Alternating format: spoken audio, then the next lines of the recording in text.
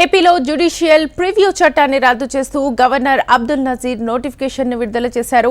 టెండర్ల జారీలో కేంద్ర మార్గదర్శకాలు, విజిలెన్స్ కమిషన్ నిబంధనలు పాటిస్తున్నందున చట్టాన్ని రద్దు చేస్తున్నట్లుగా నోటిఫికేషన్లో పేర్కొన్నారు.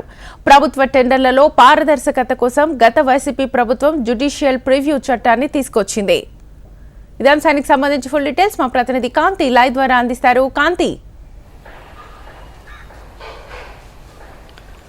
శ్వేత, గత ప్రభుత్వ హయాంలో టెండర్ల ప్రక్రియలో అవకతవకలు జరగకుండా ఉండేందుకు జ్యుడిషియల్ చట్టాన్ని అందుబాటులోకి తీసుకువచ్చింది ప్రభుత్వం. దీనికి సంబంధించినంత వరకు కూడా ఈ జ్యుడిషియల్ చట్టానికి కావాల్సినటువంటి ఏవైతే ఉన్నాయో టెండర్ల విషయంలో గత పాలకుల హయాంలో 100 కోట్ల పైబడి టెండర్లు ఇచ్చే వ్యవహారంలో ఖచ్చితంగా జ్యుడిషియల్ ఎంక్వైరీ అనేది ఒక న్యాయమూర్తి పరిధిలో ఉన్నటువంటి రిటైర్డ్ న్యాయమూర్తి పరిధిలో ఈ జ్యుడిషియల్ చట్టాన్ని అందుబాటులోకి తీసుకురావాలని నిర్ణయించింది. అయితే దీనికి సంబంధించినంత వరకు కూడా ఈ చట్టకి సంబంధించి ప్రస్తుతం అంటే అబ్దుల్ నజీర్ ఇచ్చినటువంటి నోటిఫికేషన్ జారీ చేయడం జరిగింది. ఈ చట్టాన్ని రద్దు చేస్తూ టెండర్ల విషయంలో అవకతవకలు జరుగుతున్నాయంటూ గత ప్రభుత్వ హయాంలో 2014 నుంచి 19 వరకు ఇచ్చినటువంటి టెండర్లన్నింటినీ కూడా రద్దు చేస్తూ రివర్స్ టెండరింగ్ని కూడా నిర్వహించింది. రివర్స్ టెండరింగ్ విషయంలో కూడా ప్రభుత్వం ఏదైతే నిర్ణయాలు తీసుకుందో ఆ